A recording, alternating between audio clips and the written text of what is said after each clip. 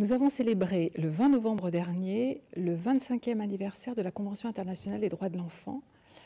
adoptée à l'unanimité et par acclamation par l'Assemblée générale de l'ONU, donc le 20 novembre 1989, et qui est le premier texte contraignant pour les États qui reconnaît à l'ensemble des enfants du monde tout un ensemble de droits fondamentaux et universels, des droits civils, des droits sociaux, des droits culturels, des droits à l'éducation, etc. Il faut bien voir que cette convention était l'aboutissement de plusieurs dizaines d'années de réflexion et d'avancées plus ou moins timides visant à prendre en considération l'enfant, les enfants, de manière spéciale et spécifique, compte tenu du fait qu'ils étaient reconnus comme n'ayant pas atteint une maturité physique et intellectuelle. Je veux parler des enfants de 0 à 18 ans. Les enfants délinquants sont concernés, comme tous les autres enfants, par l'ensemble des dispositions de la Convention internationale, parce que ce sont d'abord des enfants, et c'est leur statut d'enfant qui va primer, quels que soient les actes, et notamment les actes de délinquance que ces enfants vont poser. Et ceci parce qu'ils n'ont pas achevé leur croissance, ils n'ont pas achevé leur maturation. Ceci ne veut pas dire qu'on ne peut pas leur poser d'ailleurs des exigences de respect de la loi et de respect d'autrui. Mais la Convention prévoit également un article spécifique aux mineurs délinquants, c'est l'article 40 qui traite en particulier de la justice juvénile. Et j'aimerais vous en donner lecture. Cet article s'adresse aux enfants qui sont suspectés, accusés ou convaincus d'infractions pénales et il leur reconnaît le droit à un traitement qui soit de nature à favoriser leur sens de la dignité et de la valeur personnelle, qui renforce leur respect pour les droits de l'homme et les libertés fondamentales d'autrui, qui tiennent compte de leur âge ainsi que de la nécessité de faciliter leur réintégration dans la société et de leur faire assumer un rôle constructif au sein de celle-ci. L'intérêt supérieur de l'enfant fait partie des 4 principes fondamentaux et transversaux inscrits dans la Convention internationale des droits de l'enfant,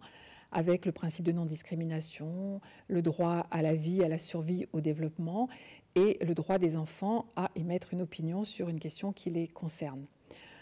En fait, la Convention précise à son article 3 que dans toute décision qui concerne un enfant, les autorités, quelles qu'elles soient, doivent rechercher en priorité l'intérêt de l'enfant. C'est toutefois une notion complexe, parce que nous ne disposons d'aucune définition qui soit nationale ou internationale. Cela veut dire que dans toute situation dont les autorités vont avoir à connaître, l'intérêt de l'enfant devra être recherché, apprécié, examiné en fonction de la situation singulière de chaque enfant, de l'acte posé, de son âge, de son contexte familial, du contexte dans lequel effectivement les actes ont été posés. C'est dire, de mon point de vue, toute la pertinence de cette notion d'intérêt supérieur de l'enfant en matière de justice juvénile, où les principes de proportionnalité et les principes de personnalisation sont essentiels. En ma qualité de défenseur des enfants, je constate que le regard porté sur les enfants délinquants a changé, que ce regard s'est durci, qu'il est fait d'incompréhension, de défiance, de stigmatisation. D'ailleurs, j'en veux pour preuve le fait qu'on parle rarement d'enfants délinquants, mais plutôt de jeunes délinquants ou de mineurs délinquants,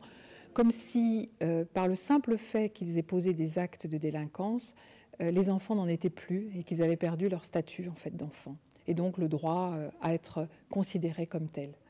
Les enfants délinquants nous concernent tous. Ils sont souvent les premières victimes de la précarité, de la pauvreté, de l'absence de repères ou de l'absence de perspectives durables. C'est pourquoi il me semble essentiel de réaffirmer collectivement notre confiance en la jeunesse d'aujourd'hui, en la jeunesse de demain, parce que les enfants d'aujourd'hui seront les adultes de demain qui auront les rênes de cette société et qu'il nous appartient la responsabilité, sans angélisme, mais avec réalisme et détermination, de les accompagner sur ce chemin pour que, comme nous y invite l'Assemblée générale des Nations unies, nous construisions peut-être enfin un monde qui soit digne des enfants.